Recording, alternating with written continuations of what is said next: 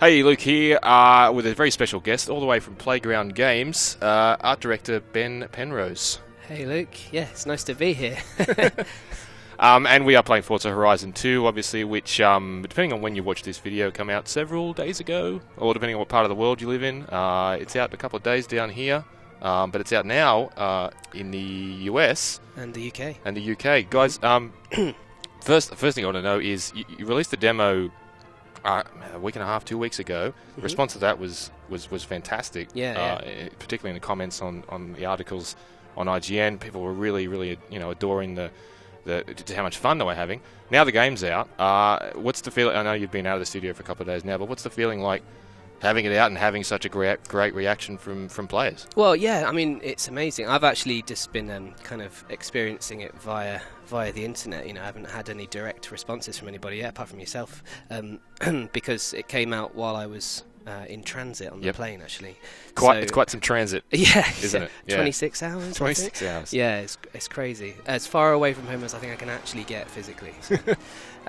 But yeah, no, I mean the response has been absolutely amazing. I mean it's beyond everything that we thought we'd, beyond anything we would have hoped for, definitely. Yeah, right. And listen, one of the things I wanted to talk about. I want to talk about a few things, but one of the things that struck me most, and it's continued to strike me all the way through, is just how player-centric this game is everywhere, in every single way. Even the way, you can choose whatever championships you want to do depending on what cars you prefer to be driving at that time, but even up to and including the finale of the game itself. Mm-hmm. Whereas sort of traditionally you'd expect it's like, all right, guys, this is the last race, this is the big grand finale, bring your fastest car because this is going to be all of the top shelf cars in the game. So, come along with your Hennessy or your Veyron or whatever. Mm-hmm. And instead, you subvert that entirely, and it's like, hey, this is finale, great job. Bring whatever, bring your favorite car, bring whatever car you want, and we'll just make sure the field is, fair. It's like, that is brilliant. Because I just discovered this. This is, this is one of the barn finds, the Miura. Yeah. I discovered this, and I'm like, you know what? This would be kind of a fitting car to complete the final race in. And so I just brought this along, and the field of opponents was, was matched appropriately. Was matched appropriately. It's just brilliant. Like, was this something? This philosophy, was this something from the get-go, or that you guys approached, or was it something that evolved over the course of development? So I mean, there was definitely an evolution, when we were producing the game. But really early on, the design team sat down and they had a very single-minded sort of vision for what they wanted to do. I mean, there was loads of stuff that we learned when we did the first game, and I think there were things that we knew we could take advantage of with the open world setting, and this was a chance for us to really just kind of go nuts with everything we learned last time. And I know from my time over at Playground a few months back, you took me through a lot of the tech, the lighting, which is fantastic, and the weather effects, which are quite remarkable. Mm-hmm. Just for listeners now, just give us a little bit of insight, say, into what was really the most difficult thing to get right.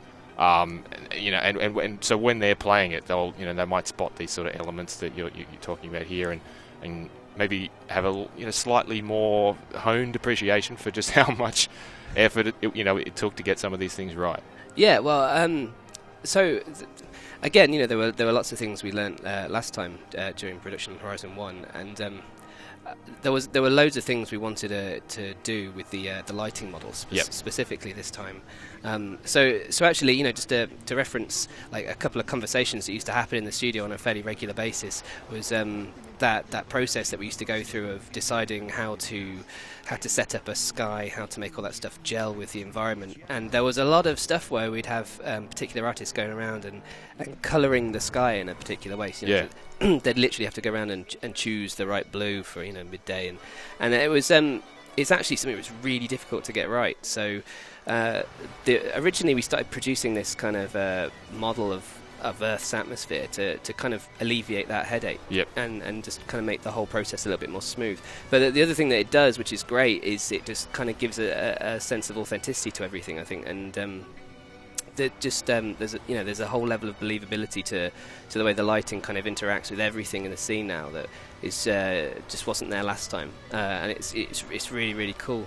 And the fact that links in with all the stuff we did with the weather effects as well is it's another bonus really. Yeah, right. So I mean the weather stuff, I mean that really was something that we spent a lot of time not just developing to get right, but also finding out how we were going to do it in the first place. There was this massive period where we were prototyping loads of different methods, so I remember really early on the artist that we had specifically on looking at the wet road stuff was making some very keen observations about the fact that the roads were drying differently to the way they were getting wet. It sounds really obvious once you say it, but when you're actually trying to do something like that, it's like, oh, okay, well, we need to invest some time into making this look right. And I remember a couple of rendering engineers, tearing their hair out, going, "Oh, God, we just thought it was going to be the one, and now you're adding all this nuance and but that's kind of our job as artists is to add all that nuance." And speaking of rain, it's just started to sprinkle. Yeah. There you go. And then that's the other nice thing. It's not just like a pre-scripted, like now it's going to rain. Yeah. Now it's not going to rain. It's all built off of a system that kind of gives you varying amounts of everything, just like you get in real life. So it might just get to a point where the clouds are looking a little bit threatening, and you get a few splashes, and then other times you get the full blown storm. That is. I mean, it does get a lot darker than this, and sometimes it's really like hammering down with rain. And that I love that kind of stuff. When it gets really, really heavy and it kind of just shifts the whole atmosphere of the world up completely, it's great. Actually, for me, added a whole new level of variety to everything we were doing, because you can experience everything in all those different conditions. It was really cool. So, I mean, what is it? Is that probably the thing that you would enjoy people experiencing most, or is there something else about the game that you're really enthusiastic about, sort of hearing people's reactions to? My real passion, the thing that we really got stuck into on this is definitely what we did with the lighting and the weather. But I mean, beyond that, the fact that I think we really managed to capture the spirit of a lot of the places we wanted to recreate is kind of my proudest kind of achievement and thing that I look back on the game now and go, we really nailed that, because right at the beginning we did it was a tough job, but somebody had to do it. We went out to all these places with cameras, and we went all over the place and filmed all the road trips that we did, and every so often we'd pull over to the side of the road and we'd be like, "Go guys, go," and they'd all like scramble out of the car with the cameras and they'd be climbing over cliffs and everything. We had a few tourists looking at us like we were mental, like going out into the middle of the road to get the perfect shot of a cliff while there's like Italian guys on scooters screaming past with like half their family hanging off the back. And I mean, I've never been to Italy, but I hear the roads in Italy are quite... Oh yeah, they're insane. Quite a brutal coliseum. Like you've got to pay attention, definitely. Actually, there's a great set of videos that we've got back at the studio where people were on the research trips, and they'd be coming back into the town, and they didn't realise, but there was this huge festival going on in Amalfi actually, and what was supposed to be a 5-minute car trip ended up being like 3 hours, because the whole road just turned into a huge car park, and everybody got out to watch a firework display that was happening on the beach. Which actually became like part of the inspiration for the firework display that we have going off over Amalfi every night, basically. Yeah. Those guys they're party animals. But there's all of those moments are all sort of captured on video. So we've got our own like set of outtakes back at the studio of people just losing their minds over ridiculous traffic jams.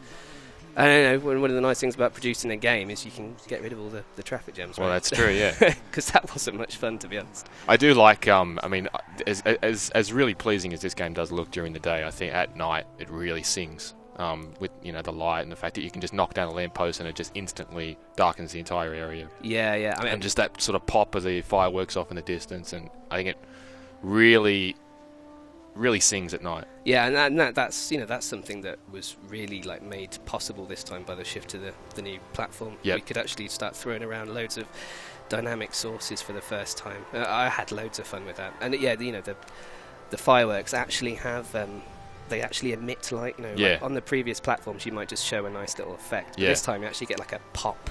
I don't know whether you've been in the auto show, but even those like lights that hang over the top of the roof, as they sort of flash over the car, you'll see it kind of like dancing in the paintwork. Over the bonnets, and you see like the reflections of the lasers and laser shows and all that sort of really stuff. Cool. This whole sort of next gen stuff, for an art director, it's just kind of it's like a brand new playground. It's really it's cool. true. I guess, and I think one of the things about racing games is that they're so. In terms of the genres that benefit most from new tech, racing games have to be up there. Oh yeah, it's kind of a tradition, isn't it? Almost. Yeah. There's, you kind of show off exactly what you can do by rendering cars as photorealistically as possible. Yeah, nice. Just like, I mean, sorry not to. I mean, I know you talked about this when I was over there in the middle of the year, but like, just the soft edges to the headlights and the way it's just like dancing across the long grass on the side of the road here. Mm-hmm. It's just brilliant. Yeah, well, that chromatic aberration. Chromatic aberration. Yeah. That's the term I was trying to dig out of you. That's the car team are very picky about their chromatic aberration. They want to get it right for every single car, because different cars have different headlights, and it depends whether it's the xenon stuff or the old bulbs, and we try to, as much as possible, capture all the kind of feel of all those different types. Yeah. I love seeing the headlights in the distance and all that sort of stuff. There was one thing I did want to sort of ask you about.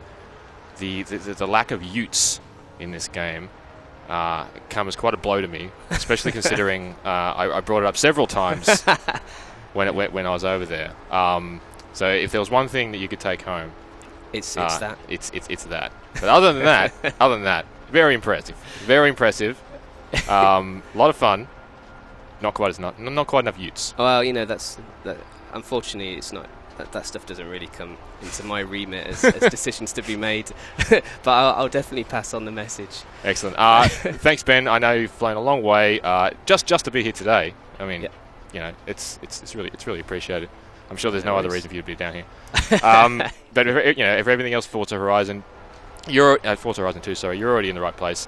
Stick with IGN. Thanks.